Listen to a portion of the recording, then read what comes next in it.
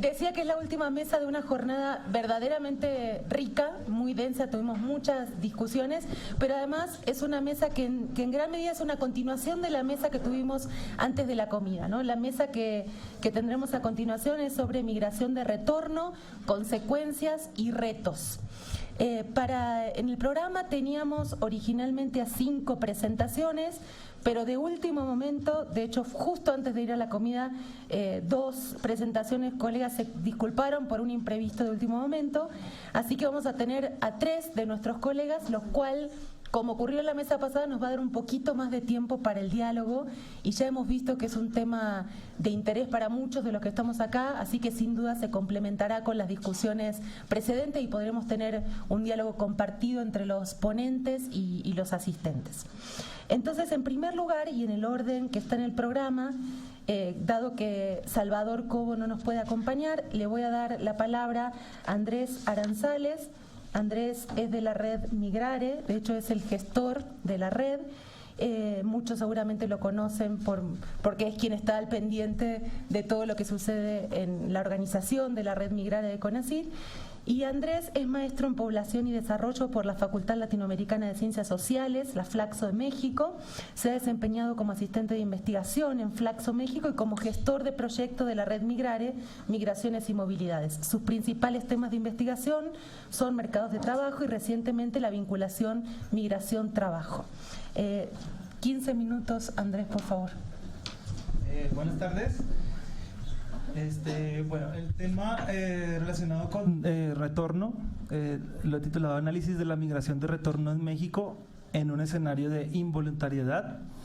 Y bueno, esta presentación se enmarca en un proyecto conjunto que la doctora Luciana Gandini me ha invitado y que estamos desarrollando.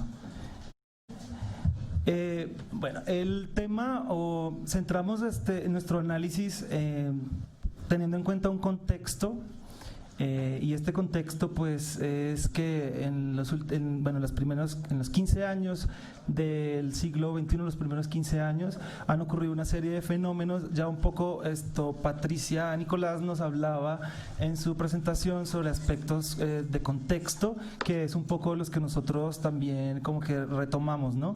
Y estos aspectos es una crisis financiera en 2008 que se genera en Estados Unidos y que conlleva a una serie de situaciones también en la población migrante. Transformaciones en las características de la circularidad de retorno. Históricamente México y Estados Unidos, por su cercanía, han tenido siempre este tipo de población, ¿no?, migrante, y que ha sido como en flujo, ¿no?, como circular, van, vienen. Y esta característica de circularidad del retorno se rompe un poco, que es una de las características. Ya lo comentaba Patricia también, hay un aumento de iniciativas legislativas antiinmigrantes y también criminalización de la migración, de los migrantes, ¿no?, sobre todo de la migración irregular, ¿no?, como un poco satanizar al migrante. En ese sentido, sobre eso, entonces nosotros analizamos lo que tiene que ver con el retorno, un retorno que se da principalmente involuntario. Al respecto, también como contexto, retomo a Durán, que propone un concepto de nueva fase migratoria, porque como lo vamos a ver más adelante, se presenció un gran flujo de retornados en México, pero y su propuesta básicamente era esta, de hablar de una nueva fase en la migración migratoria. Y también otros autores, recientemente Canales plantea que no necesariamente es una nueva fase migratoria, sino estaríamos hablando de como un ciclo migratorio que se da en una fase mucho más amplia, ¿no? Aquí hay algunos datos que nos sirven como el precedente, y es lo que les comentaba hace un momento, como en el año 2000 existían, aquí está el dato, 800,000 En el año 2000, sí, en el 2010, desde 2000 a 2010 se presentó un gran aumento de retornados, llegando a más de 800.000 personas, pero vemos que pues el fenómeno no era como se esperaba, ¿no? Que muchos investigadores pensaban que esto iba a seguir con esta tendencia, pero vemos que para 2015 pues no se generó esto, sino que al contrario hubo un decrecimiento, o sea, mucho más marcado en el caso de los hombres, ¿no? Y bueno, al analizar la composición por sexo de los retornados, pues persiste un fenómeno de la masculinización del fenómeno, aunque se destaca que de 2010 a 2015 hubo un aumento en la participación de las mujeres, ¿no? Pasó de 28 a 32.2%. Analizando la composición por la estructura por edad, pues persisten ciertas características, y estas características son que es una población retornada principalmente en edades laborales, una población joven, e incluso se presenta una fuerte participación en personas que aún estarían en edad escolar. Entonces, que eso también, como lo voy a decir más adelante, implica un reto para las políticas públicas del país en torno a esta afluencia de retornados desde Estados Unidos. Otro aspecto que también se destaca en estas pirámides poblacionales es que aumenta también la participación de personas mayores de 40 años, entre los 40 y 60 años, que también implica retos a nivel laboral, porque son personas que todavía están pues en edades laborales, por supuesto, y en otros temas como de pensión y de cómo se va a manejar el Estado, ¿no? Esta situación de estas personas. Otro aspecto en cuanto a la escolaridad, pues se encuentra que hay un rasgo predominante, y es que esta población retornada tanto en el 2000 como en el 2010 como en el 2015 es predominantemente una población con baja escolaridad. Sin embargo, hay ciertos matices que podemos notar, y uno de ellos es que ha habido un aumento pues pequeño, pero ha habido, de personas con escolaridades más altas. Si lo miramos por sexo, pues son las mujeres retornadas las que presentan mayores niveles de escolaridad, y pues también esto implicaría otro reto, ¿no? De cómo se puede insertar la mujer dentro del mercado laboral en el país. Analizando los retornados de acuerdo a su distribución geográfica, por decirlo así, o regionalización, se retoma una regionalización que hizo Durán, con base en procesos históricos y todo este fenómeno migratorio en México, y elabora una clasificación de regiones, ¿no? En tradicional, en centro, tradicional, centro, norte y sur-suroeste. Entonces, un aspecto que se destaca de esta información es que, aunque predomina el retorno todavía en regiones tradicionales, surge también un aumento en la participación de otras regiones que antes no eran tan comunes, ¿no? Como la región suroeste, por lo menos sur-suroeste. Entonces, es otro aspecto destacable. Y si lo miramos por las principales entidades federativas, también hay como que características similares en 2000, 2010 y 2015, y es que predomina el retorno en estados como Jalisco y Michoacán. Aunque su participación cae, siguen siendo como los principales estados del país en donde están llegando los retornados. Y en general hay como un patrón como que es reiterativo en cuanto a los estados, ¿no? O sea, varía el orden, pero sí persisten en cada uno de los años. Lo que se puede concluir de esta primera parte es que pues es una migración de retorno que sigue siendo predominantemente masculina, que está en edades productivas y reproductivas, aunque, como lo comentaba, hay un aumento en la participación de retornados mayores de 40 a 64 años, con perfiles educativos pues un poco más altos, principalmente el caso de las mujeres, aunque también guardando la salvedad de una participación fuerte de retornados con baja escolaridad. Y una disminución del retorno en zonas tradicionalmente expulsoras y pues un aumento en nuevos destinos, ¿no? Como lo comentaba, como en la región sur-suroeste.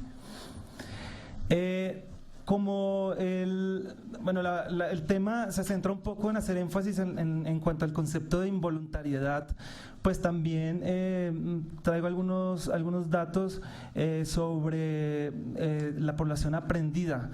Entendemos por población aprendida pues los que son capturados, por así decirlo, principalmente esta función la hacía la CBP, la Border Patrol, que era como se limitaba en la parte fronteriza en un comienzo, pero vemos como la política, sobre todo desde los 2000, cambia y surgen otras entidades dentro del gobierno estadounidense como ICE, que ya no solamente se limita como a perseguir estas personas que están en la frontera, sino también personas que ya viven en ciudades al interior del país.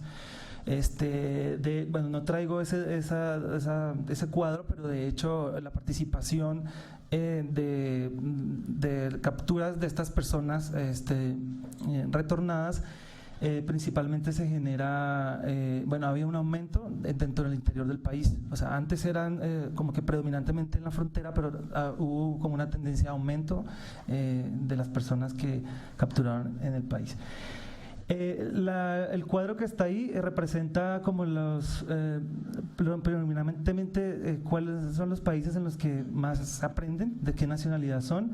Vemos que pues el protagonista es México, ¿no? Son los que más tienen pues aprendidos, pero esta tendencia ha ido cayendo, que es algo destacable en los últimos años. Desde los 2000 su participación en términos absolutos, como lo vemos en el cuadro, ha caído. Y contra países centroamericanos como Guatemala, Honduras, El Salvador, donde tienen una participación pequeña, pero ha venido en aumento, ¿no? Sobre todo el caso de Guatemala, que miren ustedes, empezó en el 2000 en 0.4 y termina en 2015 en 14.5 del total de aprendidos. Otro dato importante es la población deportada según tipo de modalidad. Existen dos formas de deportación en Estados Unidos, que son los removidos, que llamamos removidos, y los retornados. Básicamente lo que diferencia la una a la otra es que los removidos pues son a través de una orden judicial, mientras que el retornado, digamos que se supone es un retorno voluntario, pues entre comillas, ¿no? Pero un aspecto destacable es que pues cae la participación de los que son removidos, retornados, y aumenta la participación de los removidos, o sea, a través de órdenes judiciales, que pues esto ya tiene implicaciones pues serias, ¿no? Para poder reingresar al país. Estos removidos se clasifican también en criminales y no criminales. Ellos llaman criminales aquellos que tienen pues algún antecedente, que ambos son a través de una orden judicial, pero se categorizan en criminales si tienen un antecedente delictivo. O incluso también en la literatura se menciona muchos investigadores que han tratado este tema, incluso se tratan criminales por aspectos que serían más bien fallas administrativas, por ejemplo, violación a una ley de tránsito, este tipo de cosas. Ahí se presta también para que se capturen y, digamos, tengan la categoría de criminales, ¿no? En la síntesis, entonces ha habido un aumento de la involuntariedad del retorno como elemento que caracteriza el fenómeno. Este es como uno de los aspectos a analizar en el retorno, ¿no? Esta involuntariedad, pero existen otros fenómenos, ¿no? No solamente que sea a través de estos actos criminales, sino también puede ser un fenómeno voluntario. Pero bueno, en este caso estaríamos analizando solo la parte de involuntariedad. En un primer comportamiento donde predominan las deportaciones no criminales, que era lo que les comentaba, estas no criminales pues digamos, no tenían una connotación o un efecto pues para el reingreso de estas personas, pero ha habido un aumento en las deportaciones de criminales, que esto sí ya tiene un efecto para un posterior reingreso. Bueno, el otro aspecto pues son desafíos para la reinserción de estas personas en materia social, laboral y educativa. Ya para finalizar, las reflexiones finales, entonces, lo que se concluye es que más que hablar de una nueva era migratoria, como lo proponía el autor Durán, ¿no?, que también un poco su tesis se fundamenta en el momento histórico en el que se encontraba la situación del retorno en México, pues más que esto estaríamos hablando pues de ciertos cambios, ¿no?, en el fenómeno. Estamos hablando de una migración menos circular, que trae efectos también, porque ya las personas pues no quieren, o sea, es más como un tema de persecución. También pues hay manifestaciones de tipo voluntarias que pues no se mencionan en la investigación, pero también esto vale la pena analizarlas. Y pues la población mexicana que regresa a Estados Unidos generalmente se enfrenta a ciertas condiciones, ¿no?, como pobreza, desigualdad, también hay contextos en donde llegan, donde hay situaciones de violencia. Entonces esos son como los desafíos que tendrían que enfrentar el Estado mexicano, ¿no?, para su inserción educativa, su inserción laboral y su inserción social también incluso, ¿no? Y ahí culminaríamos. Muchas gracias, Andrés.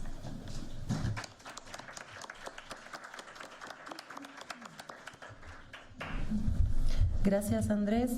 En gran medida complementa, como decíamos, lo que estuvimos discutiendo en la mesa precedente, en particular esta idea que mencionaba Tamara Martínez, ¿no?, esta fusión entre la voluntariedad y la involuntariedad, y cómo en realidad la migración de retorno involuntario genera más involuntariedad, ¿no?, y aquellos que a veces los captamos en un flujo de migrantes de retorno voluntarios, en realidad pueden ser propiciados por otros miembros de la familia o por otros componentes que son de carácter involuntario, ¿no? Entonces, un poco la idea es ver en gran medida, más allá de las tendencias que hace tiempo atrás discutíamos qué tan masivo iba a ser el retorno, y ahora vemos que parece que se apaciguó en términos de cantidad de retornados, pero no así en términos de la composición de estos retornados, ¿no?, que siguen teniendo un componente importante de involuntariedad, ya sea por las propias deportaciones, pero también por los fenómenos que incitan a las personas a migrar y en todo caso a retornar.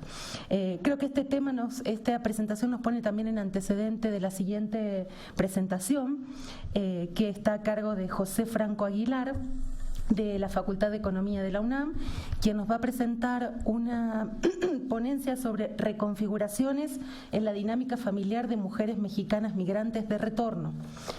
José Franco es economista por la UNAM, maestro en Población y Desarrollo por Flaxo México y doctor en Antropología con mención honorífica también en la UNAM. Es consultor en el Instituto Nacional de Salud Pública y profesor de la Facultad de Economía de la UNAM. Tiene publicaciones, capítulos de libros y artículos sobre el tema migratorio, específicamente sobre su tema de interés, que es la migración de retorno. Adelante, José. Gracias. Bueno, la ponencia que voy a presentar la titulé Reconfiguraciones en la dinámica familiar de mujeres mexicanas migrantes de retorno. Lo que mencionó antes San Carlos me sirve mucho de colación para lo que yo también voy a presentar. Y bueno, con los datos censales veíamos que había una relevancia importante en el número de migrantes de retorno. Si bien el retorno no es algo nuevo y ha sido parte de la dinámica migratoria en México, sí se acentuó su importancia cuando el saldo neto migratorio se ubicaba en valores cercanos a ceros durante el quinquenio 2005-2010. De esta forma, la elección del tema surge principalmente por la relevancia y el aumento del volumen de los migrantes migratorios en México. El análisis se inició con el propósito de delimitar la zona en donde existiera mayor número de retornados. La estrategia analítica fue ir de lo general a lo particular. Al realizar la regionalización considerando la que hicieron Durán y Massy en el 2003, se configuran ciertos resultados. Según la información censal, la mayor parte de los retornados volvía a la región histórica compuesta por Aguascalientes, Colima, Durango, Guanajuato, Jalisco, Michoacán, Nayarit, San Luis Potosí y Zacatecas. El incremento ha sido considerable, pasando de un total de aproximadamente 38,000 retornados en el 90 a 290,000 en el 2010 para esta región. En este contexto, el retorno femenino denotaba ya una forma particular y características propias y distintivas. Del total de mujeres retornadas en el 90, la mayoría, el 42% aproximadamente, regresaba a un entorno urbano. Para 2000 y 2010, del volumen total, la mayor parte regresaba al entorno rural de la denominada región histórica. Al particularizar el análisis en esta región, se devela que la mayoría de los retornados, hombres y mujeres, volvían en mayor volumen a las zonas rurales de la región, es decir, localidades de menos de 15,000 habitantes. Una mayor especificidad del análisis del volumen de retornados mostró que Jalisco era el estado al que más volvían las migrantes, y tras una regionalización estatal, se develó que la región conocida como los Altos de Jalisco y sus zonas rurales son los lugares que denotan una mayor captación de mujeres retornadas según la información censal. En este sentido, la región reviste interrogantes que deben ser planteadas y acotadas en un entorno donde la pervivencia de una fuerte cultura migratoria y amplios vínculos transnacionales fungen como un contexto propicio para una dinámica particular del retorno. Este referente estableció y perfiló diversas interrogantes respecto a la especificidad manifestada por las mujeres retornadas. Bueno, la literatura sobre migración en general muestra que el género influye directamente en el hecho de migrar, en las motivaciones, patrones y tipos de migración. En este sentido, se considera que las mujeres son actores fundamentales en los procesos migratorios.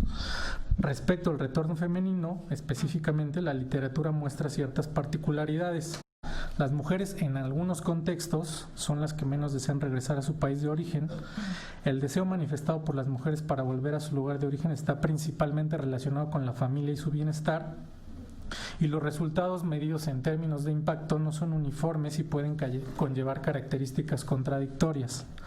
Pero también en algunos casos las mujeres pueden ser agentes propiciadores de cambio y transforman su situación valiéndose de la experiencia migratoria. En este contexto se contempla que migrar transforma la experiencia individual de las mujeres. Este desplazamiento trastoca su dimensión personal y en la mayoría de los casos se adquieren nuevos conocimientos, habilidades, valores y formas de pensar. Así, en esta investigación se contempla que la experiencia migratoria incide y repercute en la vida de las mujeres migrantes. Retornar trastoca la experiencia migratoria y por ende se hace necesario explicar el modo en que las mujeres retornadas utilizan su experiencia para adaptarse a la localidad de origen. Teóricamente, la idea que yo tengo me centro en François Dubé, un sociólogo francés, con la idea de que la experiencia delinea estrategias de acción. En este sentido, ¿qué pasó? Perdón. El objetivo de la ponencia era construir una tipología que distinga la existencia de transformaciones en los roles de género dentro de la dinámica intrafamiliar. Particularmente se exploran las siguientes dimensiones de análisis: trabajo doméstico, cuidado de los hijos, pautas de interacción familiar y concepción propia de la posición dentro del grupo doméstico. Para desarrollar la investigación y cumplir con el objetivo planteado, elaboré un acercamiento cuantitativo y cualitativo al tema. La investigación se sostiene en un diseño metodológico denominado mixto por Plano y Clark, que se denomina incrustación, el cual consiste en una integración de metodologías, es decir, una combinación de métodos en el cual se emplean por principio datos cuantitativos o cualitativos y los datos del otro método elegido tienen un rol de soporte en el estudio. Como mencionaba, los datos cuantitativos considerados se obtuvieron de la información de los censos de población del 90 al 2010. Se profundizó en la región de los Altos de Jalisco, y para la información cualitativa el trabajo se sustenta principalmente en trabajo etnográfico que estableció la comprensión de prácticas y significados en el lugar de estudio, y se realizaron 20 entrevistas a profundidad a mujeres retornadas en la localidad de Pegueros, perteneciente a la región de los Altos de Jalisco, la cual indagaré más adelante. Las entrevistas se construyeron bajo la noción de trayectoria del análisis longitudinal cualitativo, con la cual lo que se pretendía dar cuenta es del proceso desde antes de la migración, durante la migración, el retorno, la adaptación al volver y la perspectiva futuro que tenían las entrevistadas. Con esta herramienta se obtuvo la información necesaria para obtener una diversidad de trayectorias migratorias y estas se examinaron con el objetivo de establecer una tipología, la cual funcionó como una herramienta analítica. Bueno, esta es la región de los Altos de Jalisco, ¿no? Y con los datos cualitativos pude perfilar de alguna forma datos interesantes. Se muestra como hallazgo relevante para esta región y en hogares rurales que al distinguir hogares según jefatura masculina o femenina y subdivididos en jefes migrantes de retorno y no migrantes de retorno, los hogares con jefa de hogar retornada mostraban porcentualmente una mayor proporción de niños y ancianos. Lo anterior sin duda vinculado a hogares en su mayoría ampliados y donde las mujeres fungían como proveedoras. Las características sociodemográficas de las mujeres de retorno en la región van muy de la mano a lo que mencionaba Carlos. Son jóvenes en edades productivas entre 25 y 35 años, la mayoría son casadas, 6 de cada 10 se declaran como esposas. Las retornadas son mayoritariamente madres y solamente el 30% en esta región de las mujeres retornadas tiene alguna actividad laboral. Su principal ocupación es ser empleada u obrera, trabajar por cuenta propia, y en esta región hay un tipo de trabajo que es a destajo de producción textil a domicilio.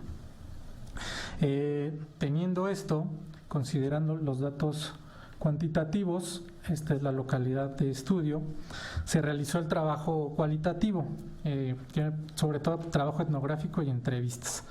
Se consideraron mujeres que hubieran tenido al menos una migración de 1 año o más en Estados Unidos y estuvieran establecidas en la localidad de origen y que además en su perspectiva a futuro dijeran querer establecerse ya en esta localidad. La localidad se llama Pegueros, pertenece al municipio de Tepatitlán de Morelos en Jalisco y cumplía un poco los lineamientos que fuimos viendo. Es rural y pertenecía a la región histórica. Este es las 20 entrevistas, un poco el perfil de estas 20 mujeres a las cuales entrevisté desde el 2013 y las entrevisté diversas veces. El perfil es son mujeres entre 19 y 68 años de edad, con una edad media de 41 años. La edad a la que retornaron de Estados Unidos oscila entre los 15 y 55 años de edad, una edad media de 28 años. Y el tiempo de retorno abarca del 94 al 2012. La duración promedio de la mayor estadía en Estados Unidos es de 5 años. Y respecto a su situación conyugal, que es un evento importante de la vida de estas mujeres, evidencia heterogeneidad: 5 solteras, 8 casadas, 6 separadas y 1 viuda. Ahora la pregunta era cómo evidenciar las estrategias que tienen y saber si existen transformaciones como resultado de la migración en los roles de género. Pues mi estrategia fue un poco ver la trayectoria personal antes de la migración, la experiencia migratoria, el retorno y la situación actual, pero había claramente situaciones diferenciadoras, características que no podían, ser comparables y que tenía que diferenciar primero por esto. Una era la situación conyugal, no era lo mismo estar soltera, casada o separada, la posición que tenían dentro del hogar o los hogares más bien, siguiéndolos durante la trayectoria, y el tipo de hogar en el que estaban. Las dimensiones de análisis, como ya había dicho, era ver el trabajo doméstico, actividades relacionadas con el cuidado de hijos o ancianos, las pautas de interacción familiar y su concepción propia. Voy a tratar rápidamente de decir las generalidades de cada uno de estos tipos, que creo que son importantes. Y bueno, yo las denominé en estos cuatro tipos, ¿no? El primer tipo sería el retorno pendular, ir y venir. La soltería es la constante, ¿no? Estas mujeres son solteras, jóvenes, con documentos migratorios, tienen más de una estancia en Estados Unidos, la mayor estancia en promedio es de 4 años, migran por estudio y o trabajo con el objetivo de hacer un ahorro. La familia es central por 2 cuestiones. Los documentos los obtuvieron a través de la historia migratoria familiar, es decir, por padres o abuelos obtuvieron la residencia o la ciudadanía. Y la red de parentesco en Estados Unidos les permite ir y venir. La posición dentro del hogar, salen de hogares de padres, llegan a hogares ampliados y regresan nuevamente al hogar de padres. Dentro de su percepción de la migración, consideran que tuvieron una sobrecarga de trabajo doméstico en Estados Unidos y también pues que aportaban dinero económicamente allá, regresan, esto deja ser una sobrecarga, recae el trabajo doméstico nuevamente en la madre, en el hogar donde son hijas ahora. Y bueno, respecto a esto tienen una idea de la migración más como un lapso de conocimiento, otras formas de vida y formas de pensar. Al retornar se integran a la dinámica familiar imperante en la zona, concluyen que deben integrarse nuevamente a esta dinámica tradicional marcada por un control paterno importante. Es distintivo en estas mujeres solteras jóvenes que se insertan en el mercado laboral con un negocio propio. En este trabajo la migración es muy importante, surten sus negocios, salones de belleza, ventas de ropa en Estados Unidos, entonces ir y venir es su modo de vida y son el referente de moda en la localidad. A futuro la migración sigue siendo presente de su trayectoria de vida porque saben que tienen la documentación, son solteras y pueden ir. El retorno como transformación total en la dinámica familiar, de alguna forma o de cambio dentro de la familia, son mujeres que se fueron casadas, estando en Estados Unidos seguían casadas, tuvieron hijos en Estados Unidos, se separan durante su migración y esto de alguna forma rompe el equilibrio que tenían, se tienen que insertar al mercado de trabajo, viven en hogares ampliados con otros parientes. El tener hijos, el cuidado y la sobrecarga doméstica hace que la mayoría de estas mujeres tengan que contratar a otra mujer que les cuida a su hijo porque ya no tienen a la pareja. Al regresar, vuelven nuevamente a hogares ampliados con el apoyo de los padres, pero esta situación crítica que tuvieron durante la migración hace que sean muy críticas de las diferencias de género al interior de la familia y deciden separarse de la familia con sus hijos, rentan aparte y se vuelven jefas de hogar en una comunidad que estigmatiza a las mujeres solteras. Entonces estas mujeres son como muy críticas de toda esta cuestión.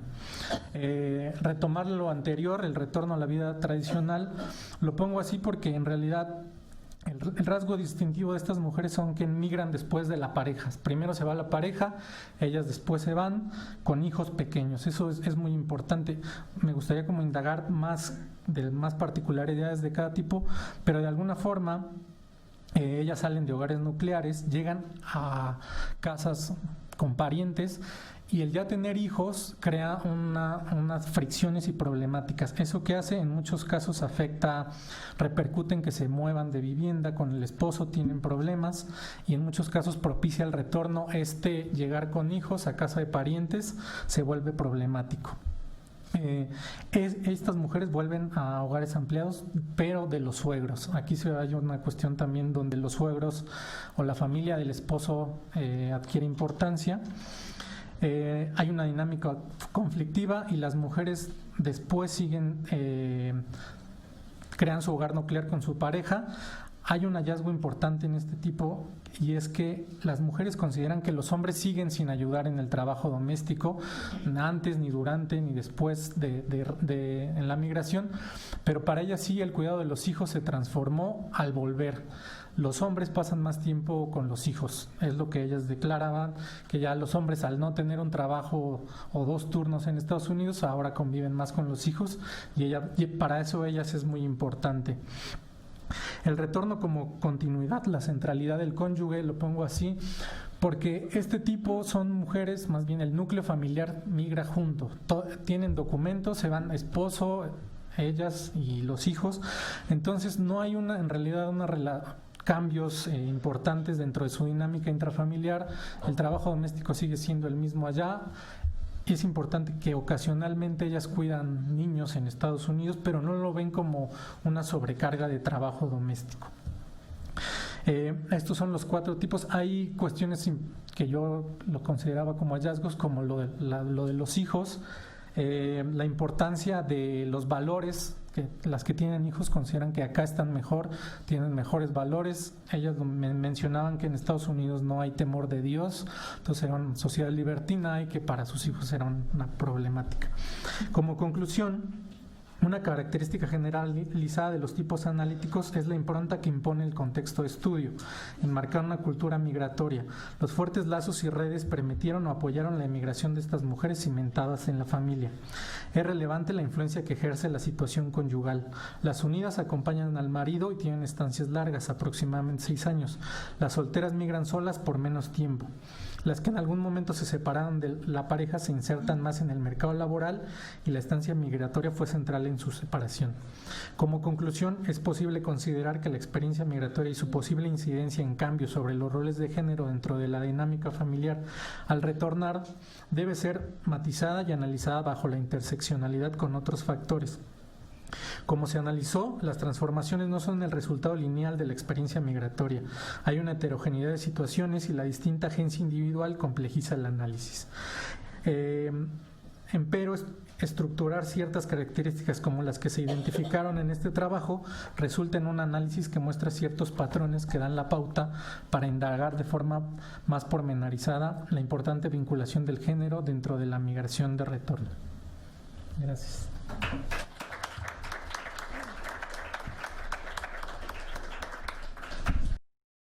Muchas gracias, José.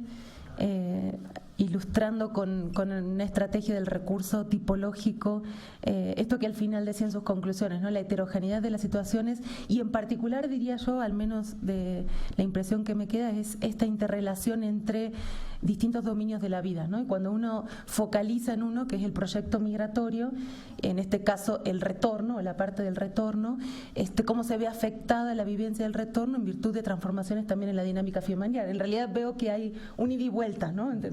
La dinámica familiar transforma la vivencia del retorno y el propio proyecto migratorio transforma también la dinámica y el retorno, ¿no? Eso es bien interesante para matizar resultados que a veces damos de manera mucho más genéricas, ¿no? Le voy a dar la palabra entonces en último lugar a Lorena Mena Iturralde del Colegio de la Frontera Norte. Lorena nos va a presentar el trabajo Migrantes ecuatorianos retornados de España y Estados Unidos, perfiles sociodemográficos y laborales en perspectiva comparada. Entiendo que es una presentación más cuantitativa por lo que parece aquí, aunque conozco la investigación de Lorena y también tiene mucha investigación cualitativa, así que se podrá armar un interesante diálogo entre los ponentes y el público con los hallazgos. Lorena es licenciada en Comunicación Social de la Universidad Católica de Santiago de Guayaquil, ha ejercido el periodismo en Ecuador, en España y en México, es maestra en Estudios Culturales por el Colegio de la Frontera Norte y actualmente candidata a doctora en Ciencias Sociales con especialidad en estudios regionales en esa misma institución. Sus líneas de investigación son migración internacional, con énfasis en identidades, integración cultural y laboral. Sus poblaciones de estudio son extranjeros en México, venezolanos y ecuatorianos retornados. Adelante, Lorena. Bueno, muchas gracias. Nos trasladamos hacia el sur del continente, vamos a hablar ahora de ecuatorianos, porque el tema del retorno es un tema que ha tenido ha generado muchísimo interés allá, y voy a explicarles un poco por qué razón es relevante el tema, ¿no? Primero, pues como antecedente, comentarles el contexto de la emigración ecuatoriana. El Ecuador se caracteriza porque tiene dos oleadas migratorias muy importantes. La primera se genera en los años 70, 80 del siglo pasado hacia los Estados Unidos, a Canadá y a Venezuela también.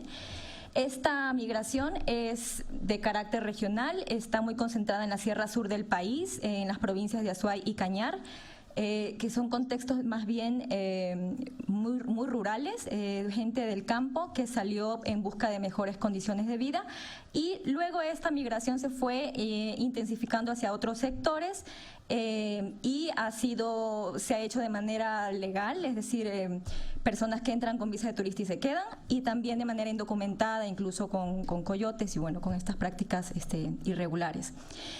Para el año 2008, según los datos del censo de los Estados Unidos, había más de 400.000 ecuatorianos en ese país, una cifra que en Ecuador se considera muy baja, o sea, allá se habla de 1 millón, no hay como cifras exactas, y los ecuatorianos se concentran principalmente en el área metropolitana de Nueva York, New Jersey, y en menor medida en Miami, Los Ángeles y Chicago. La mayoría de los ecuatorianos en Estados Unidos tienen más de 20 años viviendo en ese país, y según datos del Pew Research Center, el 57%, es decir, más de la mitad, no tiene la ciudadanía estadounidense. La segunda gran oleada de importancia en el Ecuador ocurre a finales de los años 90. Esta se origina a partir de una profunda y terrible crisis económica, social y política que vive el Ecuador en esos años, que termina con la quiebra de muchos bancos, gente que pierde todos los ahorros de su vida, el desempleo que se dispara, y comienza a darse una migración masiva con un giro importante hacia Europa. La gente ve que es más complicado ir hacia los Estados Unidos y ve que en España principalmente hay posibilidades de ir. Y también a Italia, hay demanda en esos mercados laborales de personas que se dediquen a ciertas actividades que son muy demandadas allá. Y esta migración se caracteriza por su diversificación. Ya no son personas que son de los sectores rurales del Ecuador, sino que también son de sectores urbanos y de distintas condiciones socioeconómicas y étnicas. Es decir, es muy diversa la composición de esta migración de la segunda oleada. Este flujo se mantiene de manera masiva desde finales de los 90 hasta el año 2003 porque la Unión Europea decide imponer la visa Schengen. Entonces ya no pueden entrar los ecuatorianos con visa de turista, con pasaporte, entraban con pasaporte. Esa era la vía por la cual entraban y se quedaban, y les imponen la visa Schengen y entonces se reducen los flujos. Sin embargo, pues ya se había ido muchísimo ecuatoriano para allá. Para el año 2004 se convierte en el primer colectivo inmigrante del país. Según datos del Instituto de Estadísticas de España, llegaron a ser unos 500.000 ecuatorianos, concentrados principalmente en las comunidades autónomas de Madrid, Cataluña, Valencia y Murcia. El 53% de estos ecuatorianos tienen más de 10 años en España. Y de ellos, pues más o menos la mitad, 234.000 al año 2014, estaban nacionalizados. Tienen una movilidad social bastante importante allá.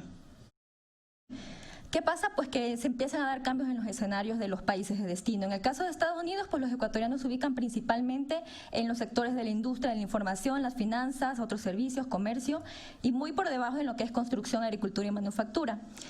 Pero en este país, pues como todos sabemos, comenzó la crisis financiera de 2007, inicios de 2008, se produce una caída en el empleo. En 3 años el empleo de la población inmigrante latinoamericana en los Estados Unidos cae al 9%.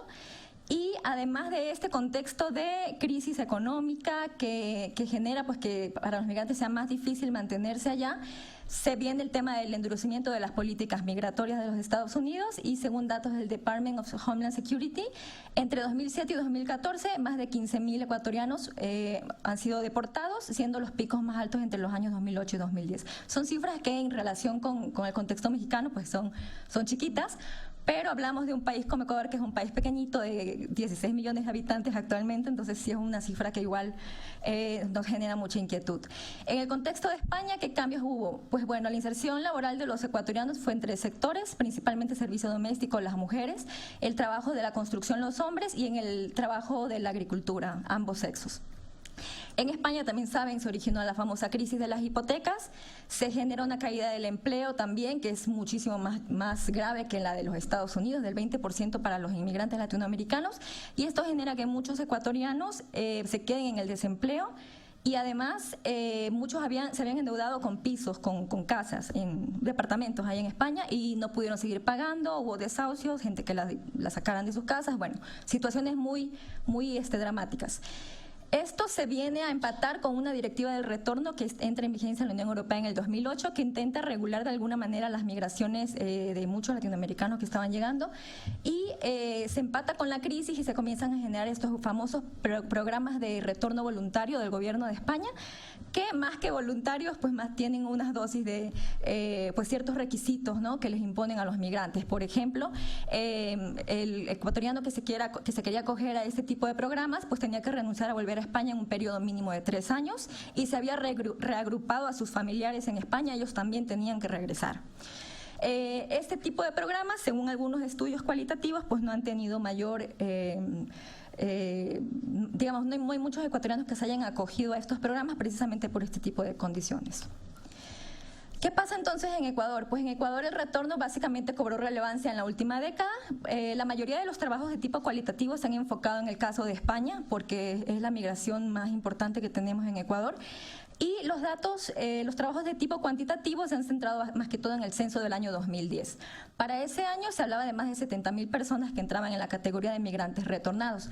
Sin embargo, cuando uno va a hacer trabajo cualitativo a Ecuador y ve reportes de prensa y todo esto, muchos testimonios dan cuenta de retornos más allá del año 2010. Un poco lo que queríamos saber era qué ha pasado más allá de este año que reporta el censo, y esto me llevó a buscar diferentes fuentes de información en Ecuador para ver de dónde podríamos sacar información más actual. Pues en Ecuador no hay un intercensal como aquí en México, que se hace en el 2015. Haciendo una búsqueda encontré esta encuesta que se llama la sexta ronda de la encuesta de condiciones de vida, que es realizada por el Instituto de Estadísticas y Censos de Ecuador. Fue realizada entre noviembre de 2013 y octubre de 2014. Y se trata de una encuesta que básicamente es para ver el tema de condiciones de vida, pobreza y todo esto. Sin embargo, en ese cuestionario incluyeron unas preguntas sobre el retorno a partir del año 2007, precisamente por el gobierno de Ecuador había implementado políticas de apoyo a los migrantes retornados y querían medir qué impacto había tenido. Eso nos llevó también a buscar otras variables y bueno, pudimos sacar información más actual de migraciones de retorno y sobre todo de estos dos países de importancia. La hipótesis que tenemos es que, dado que la población a la que me voy a referir, que es la de España y la de Estados Unidos, ha sido parte de flujos migratorios distintos, en cuanto a los contextos y la temporalidad de composición, sus perfiles van a ser diferentes en cuanto a su inserción laboral en Ecuador. Ya entrando más rápido en materia, pues los datos de la encuesta revelan los principales países de procedencia de los migrantes retornados para el año 2014. Constituyen menos del 1% de la población del país los retornados. Sin embargo, vemos que el mayor peso está en los retornados de España, más de 70.000. En segundo lugar, Estados Unidos. Y en tercer lugar, se está acercando mucho Italia, que este caso es particular porque, bueno, al final, si tengo tiempo, lo comentaré. Y bueno, vemos en cuarto lugar Venezuela. En total han retornado 115.292 personas hasta ese año. En cuanto al tiempo de retorno, pues había una pregunta en la encuesta que decía, ¿hace cuánto tiempo vive habitualmente aquí? Esto nos permitió más o menos calcular en qué año podían haber retornado. La mayoría de los retornos, si podemos ver los datos en el círculo, pues se han dado en menos de un año y la respuesta de 2 años, ¿no? Lo que nos hace estimar que la mayoría retornaron entre los años 2011 y 2014. Y también, si nos fijamos en la flecha verde, la escalada comienza en la respuesta hace 5 años, que nos hace estimar que más o menos como en el año 2009, comenzó esta crecida de los retornos. Esto nos llevaría a pensar, bueno, es el tema de la crisis del 2008, todo esto impactó. Sin embargo, cuando vemos la pregunta, ¿cuál fue la razón principal por la que se vino a vivir a este lugar?, las respuestas mayoritarias, tanto de los retornados de Estados Unidos como los de España, fueron motivos personales y familiares o se vino con la familia. Este tipo de respuestas pues se ha visto en otros trabajos cualitativos que suelen ocultar información, porque mucha gente responde esto para no decir que fue o deportada o que regresó en una situación de calamidad económica muy seria por todo el estigma del fracaso que esto lleva, pero es lo que arrojan, digamos, de manera cuantitativa. Estos son los datos de motivos familiares personales y vemos que en el caso de los retornados de España, en tercer lugar se ubica la razón estudio, mientras en el caso de España la razón trabajo, ¿no? Que ahí nos hace también pensar, bueno, fue falta de trabajo, fue deseo de buscar trabajo, hay por ahí como algunos matices. En cuanto a la pregunta del retorno en hogares y el acceso a programas, que es la pregunta que hizo el gobierno para ver cómo había llegado sus programas, pues se les preguntaba, a partir de 2007, ¿algún miembro de este lugar que vivió en otro país retornó para quedarse definitivamente?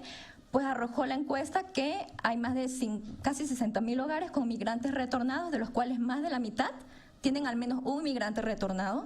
Le siguen en importancia los que tienen 4 migrantes retornados, los de 3 y los de 2. Y vemos que entonces hay una prevalencia de individuos que están retornando, pero también hay familias. Entonces aquí hay que tener muy presente la dimensión familiar. En cuanto a los beneficiarios del programa Bienvenido a Casa, que es un programa que implementó el gobierno de Ecuador, que consistía en algunos ejes. Uno de ellos era darles un crédito para poder establecer un negocio al retorno. Otro era exonerarles de impuestos en menajes de casa para que lleven sus muebles y sus cosas de regreso a Ecuador, y entre otros programas más. Les preguntaban si se habían acogido al plan, pues hubo solo 10.714 beneficiarios, que son el 10% del total de retornados entre 2007 y 2014, lo que nos deja ver que es ha sido un programa que ha llegado muy poco, y ahí entran otros asuntos como el exceso de requisitos y cosas que piden a muchos migrantes para acceder. Sobre los perfiles, pues vemos que los hombres retornados las personas retornadas de Estados Unidos son en su mayoría hombres, un 60%. Esto tiene relación con la inmigración de ecuatorianos que fue tradicionalmente masculina hacia los Estados Unidos. La mayoría de los retornados de Estados Unidos están en la ciudad de Cuenca, son un 14%, y la mediana de edad es de 39 años en hombres, 37 mujeres. En el caso de España, pues la distribución es del 53% de hombres retornados versus mujeres, 47%, y esto tiene también relación con la feminización de las migraciones que se dio hacia España, y también una mayor propensión de las mujeres de permanecer en España y no retornar al Ecuador, porque allá pues son las que a la hora de la crisis pudieron sobrellevar todavía un poco la economía en España, trabajando en el hogar y eso, mientras sus esposos, que eran los más afectados por la crisis, son los que han tendido a regresar. La mayoría de los migrantes retornados de España están distribuidos entre Guayaquil y Quito, las dos principales ciudades del Ecuador, y sus medianas edades son de 36 años, hombres, 35 mujeres. Son edades también productivas, un fenómeno muy particular, muy parecido a lo que pasa aquí en México, personas que tienen que ver qué hacen con su vida, tienen que trabajar y todo esto. En cuanto a la escolaridad, vemos que los migrantes retornados en edad de trabajar, personas de más de 15 años para arriba, de Estados Unidos son más de 16.000, de España 66.000. Tienen un promedio de escolaridad de los Estados Unidos de 11.3 años y los de España de 11.6. Si comparamos estos promedios de escolaridad con los de la población nativa no migrante, es decir, los ecuatorianos que no tienen experiencia migratoria, pues ellos están en una mejor posición, porque la escolaridad en Ecuador de la población no migrante es de 10 años, ¿no? Vemos que hay unos perfiles ahí interesantes. Si ya revisamos el tema de títulos, pues los bachilleres predominan en el grupo de España, mientras los que tienen educación primaria o básica están en el grupo de los Estados Unidos.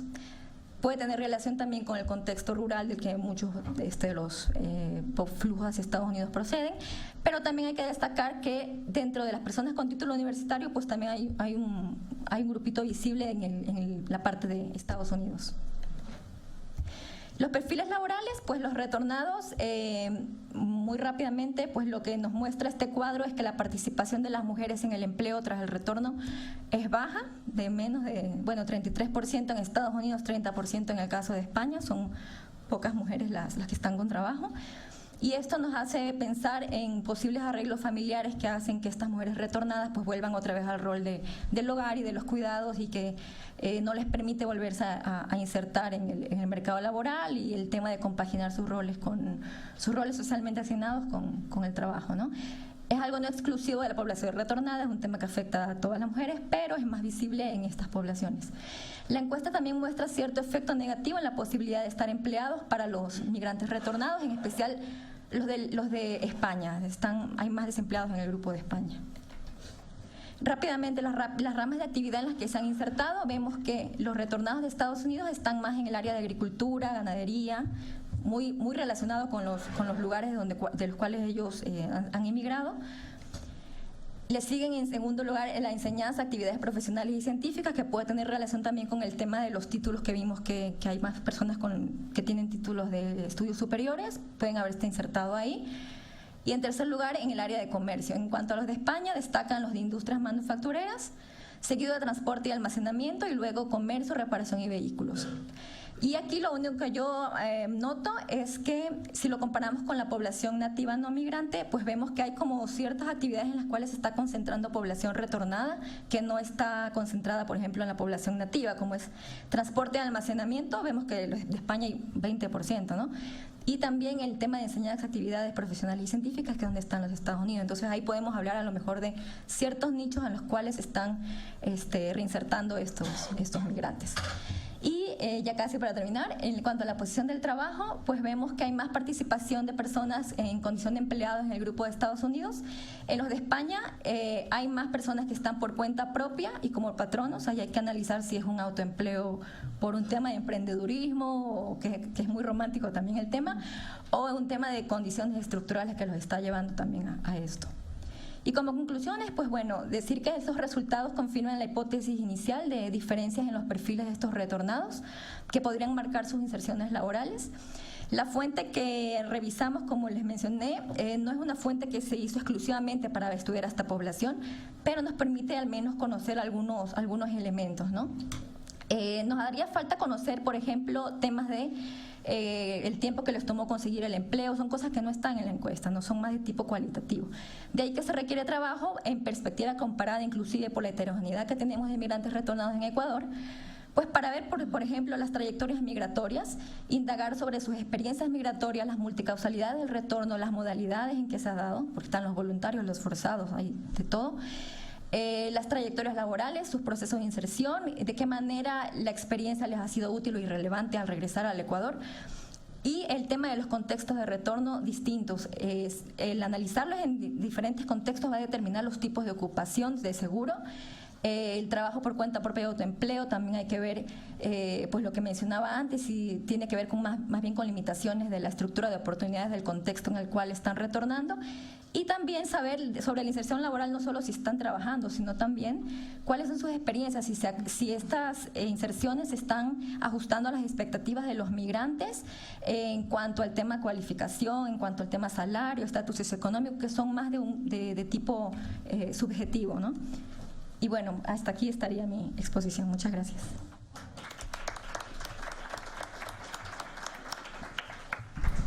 Muchas gracias, Lorena. Una de las riquezas que también tenemos en este coloquio es la de poder escuchar investigaciones que refieren a otros contextos, que no solo es el contexto y el sistema migratorio México-Estados Unidos, algo que en los últimos años hemos insistido mucho quienes trabajamos tema de migración, que nos obliga a mirar también qué pasa en otros contextos, ¿no? Porque por mucho tiempo en México pensamos que pasaba solo en México ciertas cosas, ¿no? Propio de una dinámica, de una frontera tan grande, de una migración centenaria, pero también la investigación de Lorena nos pone, por un lado tiene la fortaleza de poder hacer una investigación en perspectiva comparativa, pero porque tiene dos grandes destinos de la migración, un hecho que no es similar al caso mexicano, pero sí nos permite entonces hacer un ejercicio en perspectiva de ver diferencias y semejanzas con respecto a lo que hemos visto por lo menos en las presentaciones anteriores y en la mesa anterior del caso del retorno mexicano, ¿no? E insisto en esto porque cuando decía en un momento en la mesa que comienza el retorno vinculado a la crisis del 2008 y vinculado a un conjunto de elementos, pensábamos que eso iba a pasar en México en particular, y luego vimos que en Ecuador tenían la misma preocupación y que en otros países latinoamericanos también tenían la misma preocupación, y nos obligó a entender entonces qué es lo que estaba pasando con esta dinámica de retorno, ¿no? Incluso Lorena dijo en un momento, o José, cuando mostramos el 2008 dijimos, bueno, aunque no queda tan claro, ¿no? O sea, en algún momento le achacamos todo a la crisis del 2008, y luego viendo tendencias, permitiéndonos lo que permite la exposición al riesgo, diríamos los demógrafos, el tiempo, ver que algunas tendencias no tienen que ver con eso, algunas son más estructurales y unas quizás son más coyunturales. Rescato el tema de la razón del retorno a la que se refería Lorena, y si uno ve las estadísticas en México son muy similares, ¿no? O sea, en realidad esa distribución de por qué retornó, la razón principal es motivos personales y familiares también en México, ¿no? Y yo agregaría el comentario de Lorena, efectivamente a veces es por una cuestión de estigma, de vergüenza, pero a veces también es porque las respuestas quizás no recogen la complejidad de lo que implica el retorno. O sea, esta noción de flujos mixtos, de cómo en un grupo familiar, pues uno vino porque estuvo deportado, el otro porque no se quería quedar solo, el otro entonces esa complejidad también es difícil de captar con encuestas o con datos cuantitativos, ¿no? Y entonces debemos preguntarnos qué está detrás de todo eso, pero creo que las tres presentaciones nos dejan muchos temas, algunas que se tocan entre sí, y supongo que habrá muchas cosas para preguntar. Aprovechemos porque tenemos tiempo para dialogar con los tres ponentes que nos acompañan. Así que le doy la palabra, ahí atrás tengo ya una mano levantada al final. Buenas tardes, gracias por la mesa. Y bueno, primero, Leduán Ramírez, Flaxo México, o sea, doctorado Flaxo México. Tengo varias preguntas para cada uno. Carlos, la primera pregunta que tengo es, basándome en lo que analizaste, es la siguiente: los patrones. Si de 2010 a 2015 hay un aumento de la migración femenina, o sea, del retorno femenino, primer punto. Y segundo, ha aumentado, aunque no en gran escala, pero ha aumentado las mujeres que regresan y que tienen grados, o sea, una preparación académica un poco más elevada. La primera pregunta que tengo es, ¿cómo, o sea, si has identificado algún patrón que establezca estrategias de esas mujeres para el regreso. Sabemos todas las dificultades que hay, pero el por qué las mujeres mexicanas que regresan de Estados Unidos y vienen con este perfil, si has identificado estrategias. Esa es la primera. En el caso de José, tengo dos preguntas. La primera, ¿por qué utilizar un periodo temporal tan largo, 1994-2012, cuando en ningún momento aparecen estrategias? Es decir, estrategias o contexto, análisis de estrategia o contexto, si eso lo hiciste. ¿Qué quiere decir esto? Año 94 suceden cosas, año 98 suceden cosas, año 2004 suceden cosas, año 2008 y así sucesivamente. Entonces, el periodo temporal, a mí la pregunta es esa, ¿por qué utilizar un periodo tan largo? Y la segunda pregunta tiene que ver con algo que tocas, un concepto que hablas de retorno, y la pregunta es, ¿cuál es la diferencia entre tu concepto de retorno y el concepto de transnacionalismo? Porque una de las cosas que hablas es que muchas de estas mujeres pueden ir y venir, tienen documentación legal en Estados Unidos, tienen calidades migratorias en Estados Unidos que les permiten el ir y venir. Y entonces la pregunta es, ¿cuál es la diferencia entre circularidad, retorno o transnacionalismo? En el caso de, de Lorena, ahí tengo una pregunta. La pregunta es la siguiente. Si bien el programa Bienvenidos a Casa fue una política pública del gobierno ecuatoriano durante el periodo de Rafael Correa, también hubo un énfasis específico en la captación de profesionales. Esto se aplicó mucho, no solamente a los profesionales ecuatorianos en el exterior, sino también a captar profesionales de otras regiones. El caso Cuba, por ejemplo, la migración cubana hacia Ecuador fue de alrededor de 8.000 profesionales en menos de 2 años.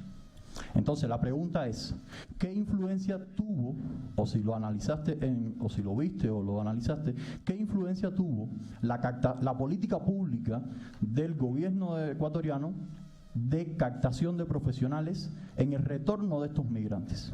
Porque básicamente en lo que estás presentando, en el análisis estadístico, si bien no podemos establecer causalidades, sí podemos ver patrones.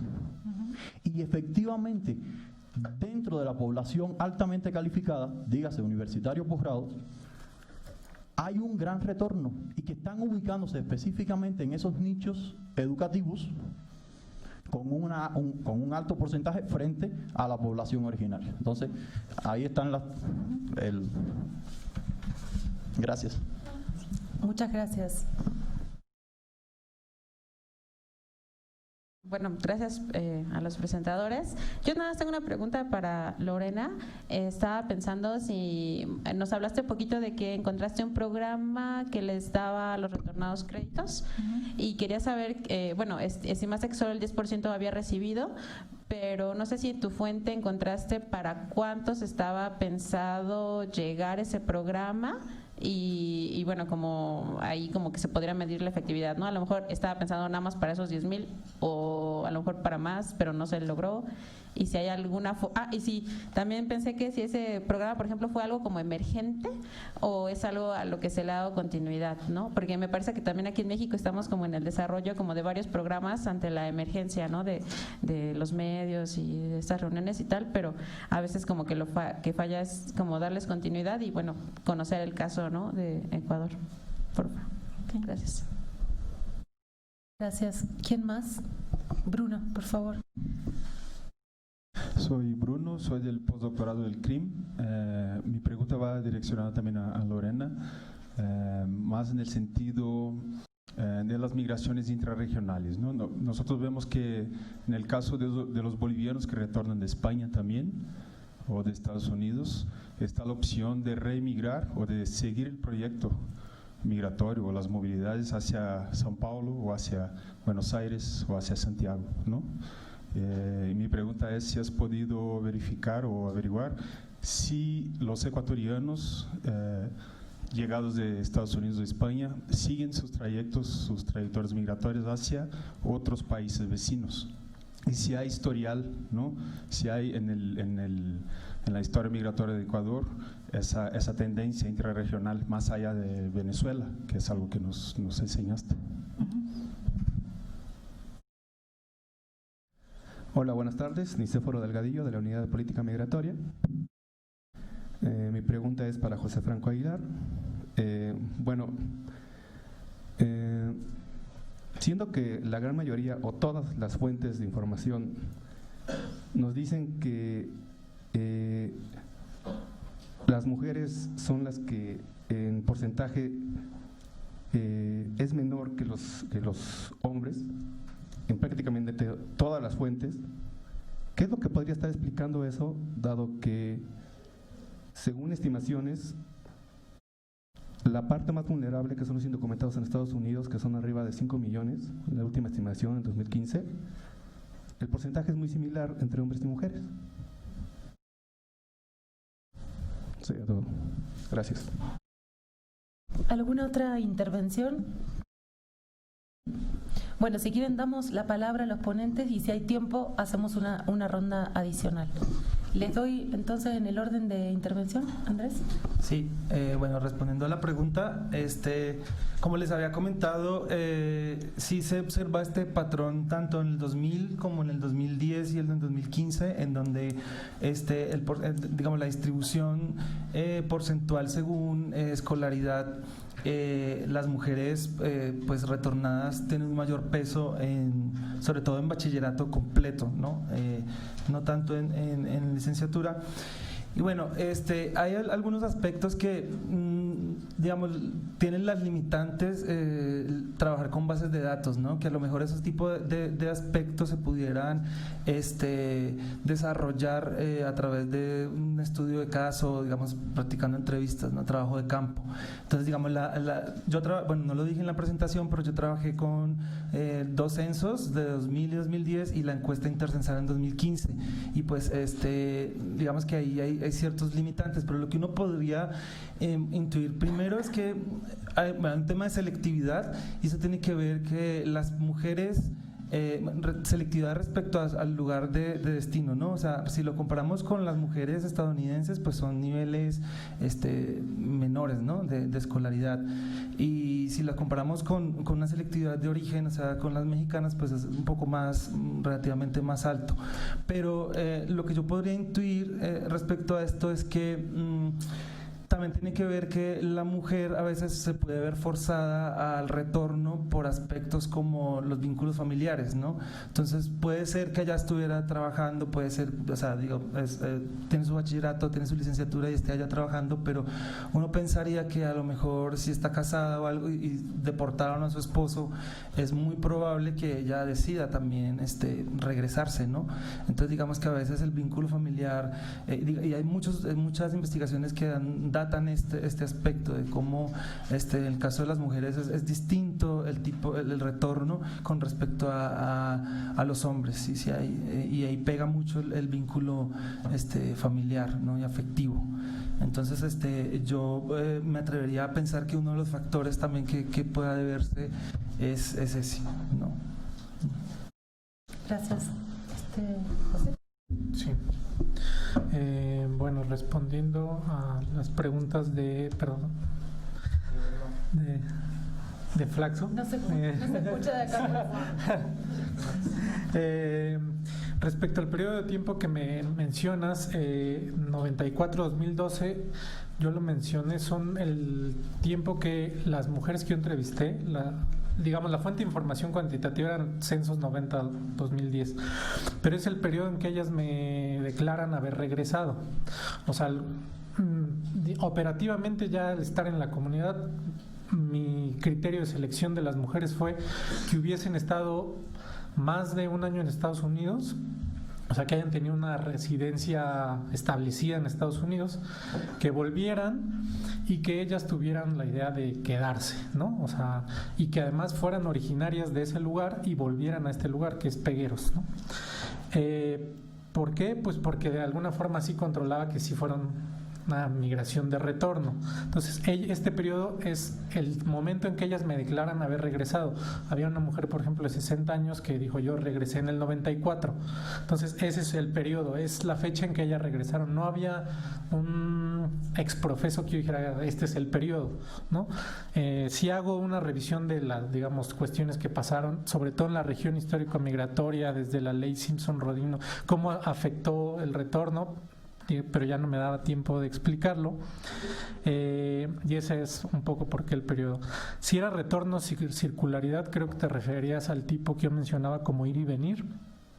Ellas tuvieron un establecimiento en promedio de 5 años en Estados Unidos, pero regresan y siguen yendo a surtir su negocio. O sea, ya se establecieron en esta localidad, y lo que hacen es que una vez al mes van 3 días, compran artículos de belleza, ropa, y la traen. O sea, a eso me refería con ir y venir. Claro, a futuro, en su proyecto de vida futura, no dejan de lado el volverse a ir y establecerse en Estados Unidos, que desde el 2013 hasta la fecha no lo han hecho estas chicas, porque las he continuado, sé en qué están, ¿no?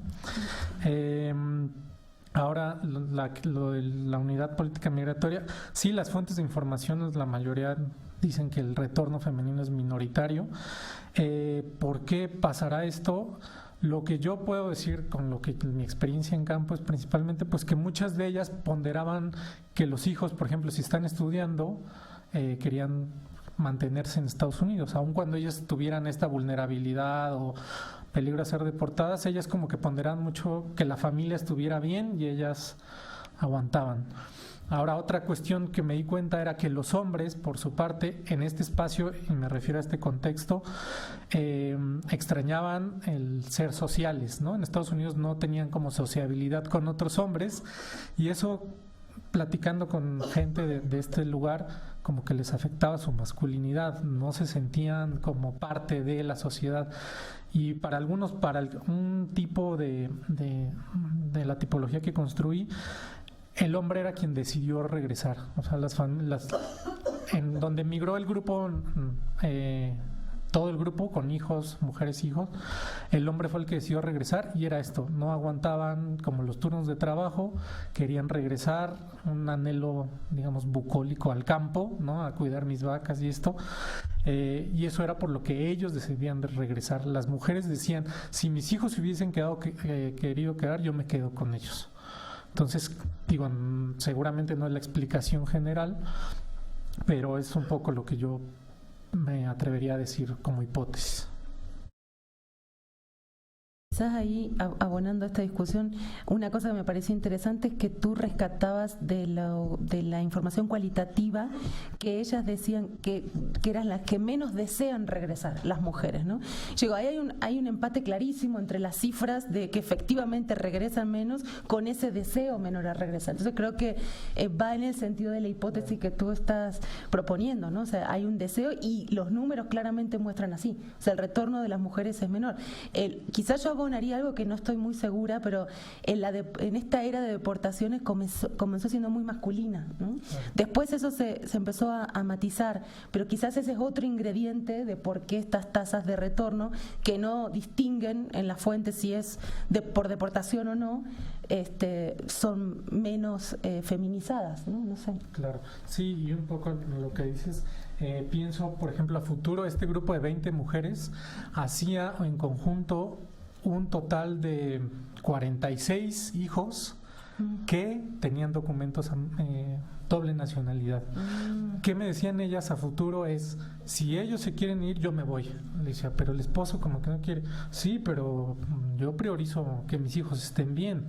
Digo, las que tenían la posibilidad. Las que no tenían documentos decían: es que ellos cuando se vayan me van a tramitar mis papeles y yo me voy otra vez. Entonces, digamos, a futuro esto también seguramente va a cambiar, ¿no? Un poco estos hijos americanos que viven en estas localidades, pues digo, no hay muchas oportunidades, entonces seguramente tienden a salir, ¿no? Y al tener la nacionalidad estadounidense, su primer destino es Estados Unidos, y hay un enclave fuerte en Los Ángeles de esta comunidad, ¿no? Entonces también hay un apoyo fuerte de las redes familiares. Gracias, José. Lorena. Okay. Sí, bueno, sobre la pregunta sobre el tema de los profesionales, de acá del compañero de Cuba. Sí. ¿Cómo se llama? Lesduan. Lesduan. Ok. Mira, te refieres al programa Prometheus. Ajá. Este programa es un programa que está dentro del todo el plan de acción del gobierno para captar, bueno, no solo a migrantes ecuatorianos que están en el extranjero y que van a tener un doctorado, qué sé yo, y volverlos a captar para que vayan y ejerzan su profesión en Ecuador, sino también para extranjeros. Este plan, pues como bien dices, sí, ayuda a muchos personas, profesionales de Cuba, de España, y muchísimos también entraron a las universidades gracias a este programa, gente de Venezuela, o sea, hay perfiles ahí que están entrando. Sin embargo, pues yo en los datos me estaba refiriendo básicamente a población nacida en Ecuador con experiencia migratoria en España y en Estados Unidos, entonces ahí no entrarían, digamos, los extranjeros. Sin embargo, dentro de esta lista donde están los que tienen perfiles que están insertos en la rama de actividad de profesionales, investigación, seguramente hay migrantes ecuatorianos que tuvieron una formación profesional afuera, que fueron captados al regresar. Seguramente están. El problema es que como la encuesta no te permite segmentar y ver todos esos matices, más bien con un trabajo cualitativo seguramente podríamos encontrarlo. Pero sí, es importante considerar esa parte. Es una migración de retorno que también se ha estado tratando de captar allí en Ecuador. Sin embargo, el grueso del programa Bienvenidos a Casa, atendiendo a la otra pregunta, se enfocó más bien en el tema de la reinserción laboral, pero de los migrantes laborales, ¿no? No tanto los que se fueron al extranjero a estudiar y todo. Este programa está bien el punto que mencionabas de tener claros para cuántos estaba previsto. No tengo la cifra en este momento, te lo voy a deber, pero lo que sí es importante destacar es que hay trabajos que se han desarrollado acerca del impacto que ha tenido el programa Bienvenidos a Casa, y pues lo que ha sucedido, fuera de que si benefició a muchas personas o no, el tema es que a la larga muchas personas que recibieron, por ejemplo, créditos del Fondo Cucayo, que es el nombre del crédito que les daban a los migrantes que querían poner un negocio, presentaban un proyecto, aparte tenían que cumplir con ciertos requisitos para poder acceder que dificultaban, por ejemplo, dar una contraparte económica. Entonces las críticas que se hicieron a ese programa era en el sentido de que se estaba como enfocando mucho a migrantes con cierto éxito económico, ciertos recursos que podían fácilmente dar esa contraparte económica para reiniciar su vida en Ecuador, que no es el caso de muchos ecuatorianos que retornaron, sobre todo de España a raíz del contexto de la crisis, y mucho menos hablemos del caso de Estados Unidos, el caso de los deportados, ¿no? Que difícilmente podrían cubrir eso. De ahí el plan, pues básicamente en estos datos no segmenta qué tipo de programas son los que se beneficiaron. Ahí pueden estar mezclados los del Fondo Cucayo, pueden estar mezclados los de homenaje de casa, que ese también es otro asunto, porque ahí también muchos migrantes que yo he entrevistado, he hecho trabajo cualitativo, se han acogido muy pocos a ese programa por la serie de requisitos que les piden, como que tienen que rentar entre 3 un container para que les salga la exención del impuesto y cosas así, un montón de trabas que a la larga pues no desincentivan mucho que el migrante quiera acercarse a estos programas oficiales y opte más bien por un retorno por cuenta propia. Pero sí hay que tener en cuenta pues, el dato de para cuántos estaba previsto, para hacer igual la relación en función de estos datos que encontré y ver qué tanto ha sido el impacto, ¿no? Porque uno ve, pues 10% dice poco, pero pues sí hay que tener en cuenta para cuántos estaba destinado. En cuanto a si fue emergente o de continuidad, pues este programa Bienvenidos a Casa, en realidad el gobierno tenía una postura hacia la diáspora ecuatoriana, además de mantener los lazos, del fortalecimiento cultural afuera y todo eso, y más bien se hablaba, pero no estaba como formalizado el tema de sí, que hay que hacer que inviertan sus remesas en el país y que el desarrollo y todos estos discursos. Y más bien fue a raíz del tema de 2008, de la crisis y todo esto, que se dispara la idea del gobierno de no, hagamos rápido un programa porque hay que ayudar a toda esta gente que va a regresar y no tiene de qué vivir, hay que ayudar a insertarlos y todo eso. Entonces sí fue, digamos que habían lineamientos, pero no estaban los lineamientos, digamos, reglamentados, y a raíz de toda la crisis, pues básicamente fue emergente, ¿no? Y este programa, cabe recalcar, pues estuvo vigente al menos el Fondo de Recursos para Negocios hasta el año 2013, porque en Ecuador se eliminó la CENAMI, que era la Secretaría Nacional del Migrante, que es la que hacía esta gestión, y se convirtió en el Viceministerio de Movilidad Humana. Entonces se unificó todo eso y toda la información de la CENAMI casi que nadie sabe dónde está. Y ese programa terminó. El único que sigue hasta hoy es el de menaje de casa para exención de impuestos. En cuanto a la pregunta de las migraciones intrarregionales,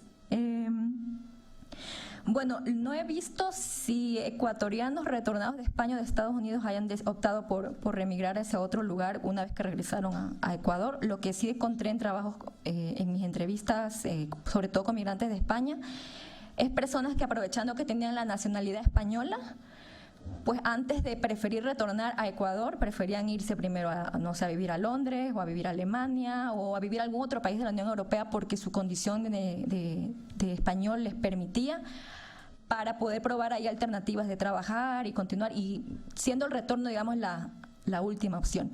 De ahí, una vez que han retornado al Ecuador, pues yo básicamente he entrevistado a personas que no se han movido de ahí, o sea, ya están allí, tienen deseos de reemigrar, muchos de ellos arrepentidos de haber vuelto, y bueno, pero no he encontrado que hayan remigrado a algún otro país, al menos de la región, ¿no? Que se hayan ido, bueno, a Venezuela no creo que se podrían ir, está muy complicado.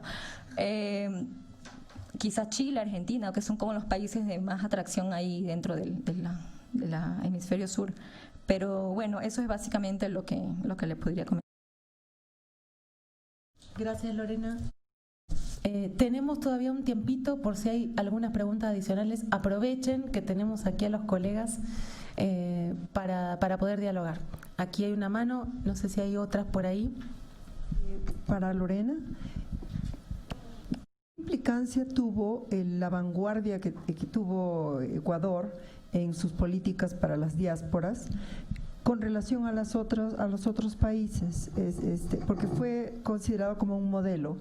Y cuando cerró CENAMI, hice un pequeño sondeo con otros cónsules y dijeron, es que no se debe avanzar en ninguna cosa más para las migraciones, para las diásporas, porque ya ves que el modelo de Ecuador fracasó.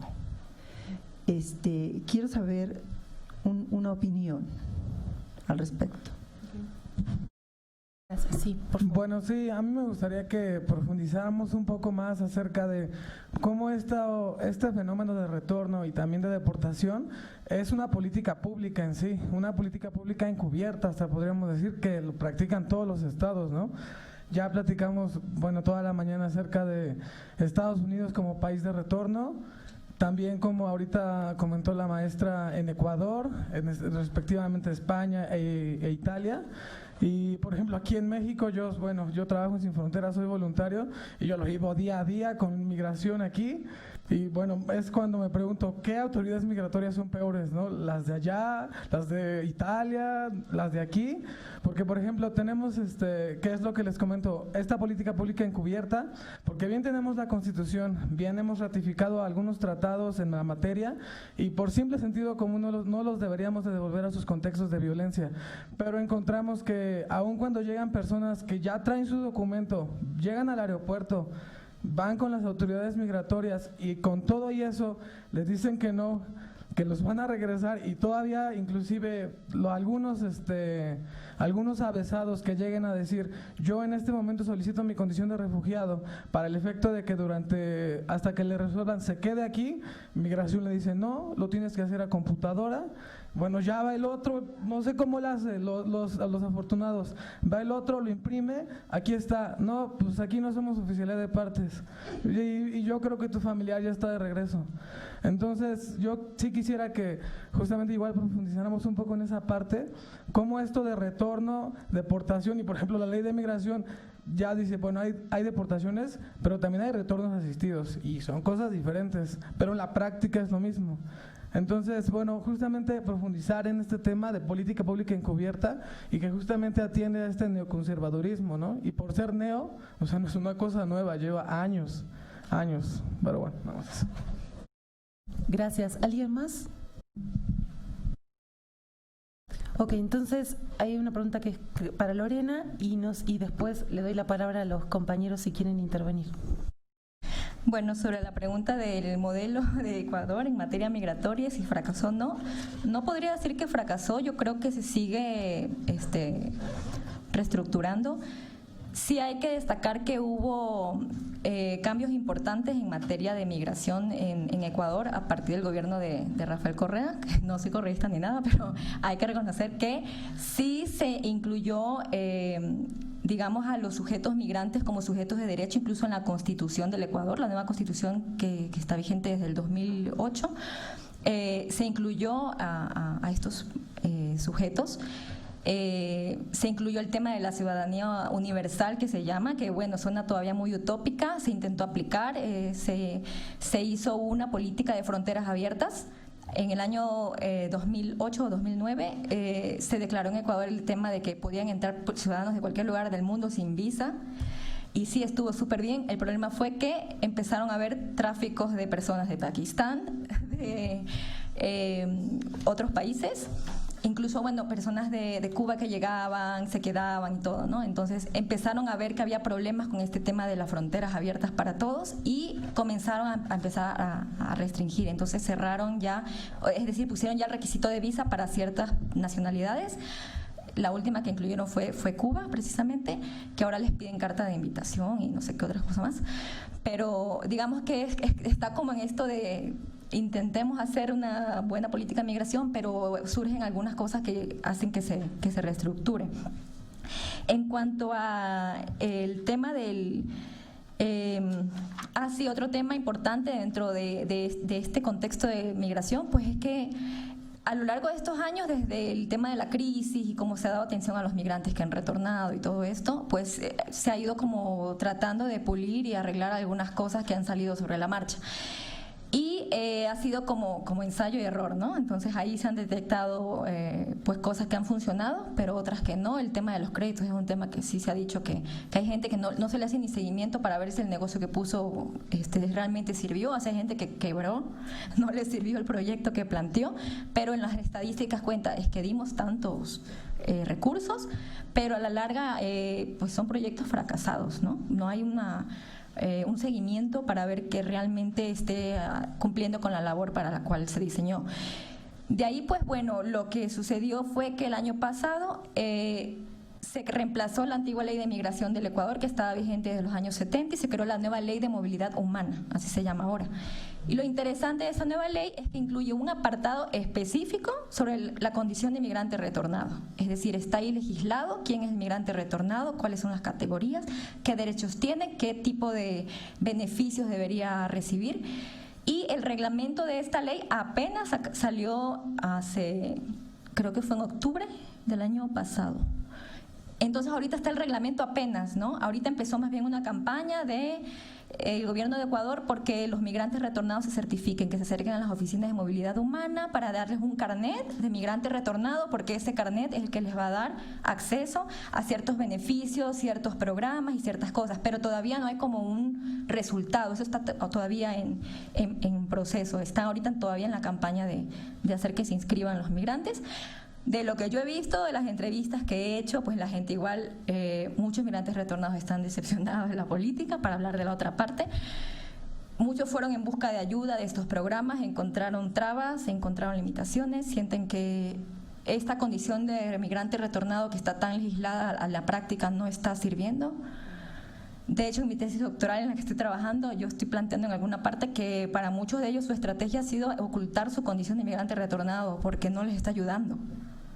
Para muchos es una traba. El hecho de que les pidan experiencia en Ecuador y no les sirva lo que hicieron en el extranjero para trabajar es un problema. Entonces muchos prefieren ocultar de su currículum que trabajó en España en XX o en Italia XX y no. Hay como problemas ahí que ya cuando lo vemos a nivel de individuos, pues sí, hay que matizar, ¿no? Hay ideas muy buenas en materia de legislación, avances que son muy rescatables, pero cuando ya hablamos con los individuos y sí hay que poner todo eso en la balanza, ¿no? Eso sería. Muy interesante esta idea última sobre cómo certificar la condición de retornado, ¿no? Por mucho tiempo hay investigaciones, muchas en México, y cuando estábamos en este escenario de bonanza migratoria, que retornar era una señal de prestigio, ¿no? O sea, uno retornaba con un capital social, económico, etcétera, y hacía lucir eso en su currículum. Y aquí también Liliana Rivera, por ejemplo, ha demostrado en sus investigaciones que también esconden de los currículums la situación de haber sido un migrante, porque no abona, ¿no? Con este fuerte peso de la criminalización que nos compramos y también introducimos para los países de destino de nuestros retornados, en realidad eso no abona. Y lo paradójico es que mientras en algunos casos están escondiendo la situación de retorno, otros necesitan certificar que son retornados para ser beneficiarios de programas sociales. Y aquí en México ha pasado lo mismo. De hecho, hay declaraciones de funcionarios donde advierten sobre el riesgo que implica que no vaya a ser que le demos un beneficio a un programa que no es en estricto sentido un migrante retornado, ¿no? La pregunta que nos tendremos que hacer en términos de política pública es ¿qué es peor, el error tipo 1 o el error tipo 2? O sea, ¿no? Y realmente es preocupante y paradójico, ¿no? O sea, por un lado, intentar demostrar a toda costa ser retornado y al final desistir e intentar mejor ocultar la situación, ¿no? Es una situación interesante. Nos queda la pregunta del compañero que la hizo a la mesa y Manuel, que está levantando la mano, y les daría entonces una última ronda de intervención. Sí, buenas tardes. Manuel Gerardo Delgado, estudiante del Colegio de la Frontera Norte, del doctorado en Estudios de Migración. La pregunta es para Lorena. Nos dijiste que había una situación particular con los retornados desde Italia y que si te daba tiempo nos ibas a comentar. Ya que tenemos tiempo, coméntanos, por favor. Sí. Okay. ¿Quieren tomar la palabra y luego pasar a Lorena? Bueno, respecto a lo que comentaba el compañero, pues sobre como endurecimiento de las políticas públicas en tema migratorio, pues como todos sabemos, México pues tiene como esa ardua tarea, ¿no? También impuesta un poco como el primer tapón para la migración hacia Estados Unidos. Entonces, pues obviamente sí, las políticas de aquí pues son bastante fuertes. De hecho, como colombiano y experiencia propia lo he vivido, pero no solamente en México, ¿no? Creo que es un fenómeno que se ha venido como generalizando y más también como con ciertas actitudes nacionalistas, ¿no? Que han promovido algunos gobiernos, incluso en Sudamérica, en Argentina pasaron algunos episodios también, y hay ciertos estigmas, ¿no? Sobre todo con población boliviana o incluso colombianos en Chile. Entonces es un fenómeno que es generalizado en la región, ¿no? Un poco también por pues este referente que tenemos en Estados Unidos, ¿no? Con el gobierno de Trump. Entonces sí, pues eso es innegable, ¿no? Que las políticas migratorias, y bueno, lo reitero, sobre todo en México también son muy fuertes, ¿no? Por ese vínculo que tiene tan cercano a Estados Unidos. No hay obligación. Yo primero, cuando el compañero hizo su intervención, pensé que se refería a política de atracción de retornados, ¿no? En el sentido política pública encubierta, pero entiendo que te refieres más bien a una política de restricción o de deportación, México como deportador, ¿no? Y que eso nos obliga también a mirar el escenario migratorio de un lado y del otro, ¿no? Sí, no. Ok. Lorena. Okay. Bueno, lo de Italia. El asunto es que, bueno, este trabajo que presenté lo empecé a trabajar cuando inicié el doctorado, ya voy a terminarlo de hecho, pero yo me fui con mi proyecto de tesis doctoral de trabajar migrantes retornados de España y de Estados Unidos, porque son las dos poblaciones de importancia, los contextos y todo esto. Me fui con esa idea al trabajo de campo, fui a hacer trabajo de campo a Guayaquil, que es un contexto urbano que me interesaba explorar porque la mayoría de trabajos que se han hecho sobre retorno en Ecuador se han enfocado en Quito, en Cuenca y creo que en Loja, otra localidad de la Sierra Sur, pero en Guayaquil no se ha hecho nada, siendo la ciudad con más habitantes del país, la capital económica del país, o sea, de mucho dinamismo económico y donde hay muchos migrantes retornados. ¿Cuál fue mi sorpresa? Que llego allá con la idea de voy a trabajar con retornados de Estados Unidos y de España. Cuando voy a hacer mi trabajo de campo, comienzo a indagar entre la gente retornada de Estados Unidos y resulta que no encajaban en mis categorías, en las categorías con las que yo había pensado el tema de migrantes retornados. Eran más bien migrantes circulares, personas que me decían, pues sí, yo tengo la residencia, la Green Card, entonces vengo y voy de Estados Unidos y trabajo ahí unos meses y luego me vengo, y, o sea, venían y van. Otro era un jubilado, no eran de estos retornos contemporáneos, que son los que yo quería.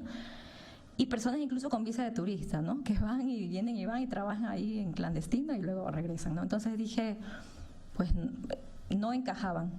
Y más bien lo que me empezó a suceder es que allá fui a hacer campo en una asociación que se llama Red Nacional de Migrantes Retornados, que está trabajando allá en Ecuador. Se agrupan en reuniones semanales varios migrantes y ¿qué pasaba? Que los que llegaban eran puros de España y de Italia. Empiezo a indagar el tema de Italia y pues ya viendo con las cifras pues también no es numéricamente muy grande la cantidad de retornados de Italia, pero en el contexto en el que estoy estudiando es muy importante. En el contexto de Guayaquil hay literatura que te habla de la migración de gente de Guayaquil hacia Italia, o sea, hay unas redes, unas cadenas migratorias súper fuertes y muchos retornados están allí en Guayaquil, o sea, hay gente de Italia que está retornando. Entonces tuve que cambiar mi enfoque de la tesis y ahora mi tesis es sobre migrantes retornados de España y de Italia en la ciudad de Guayaquil. Les tuve que dejar de lado Estados Unidos, me dolió mucho, pero tuve que hacerlo porque el contexto no me lo permitía. De ahí que venía mi reflexión al final en las conclusiones de que es importante los contextos donde estudiamos los migrantes retornados porque estos van a incidir muchísimas cosas.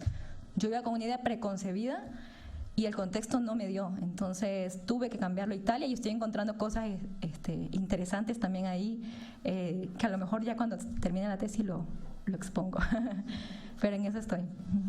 Sí, esto abona esta tesis de Wimmer y Schiller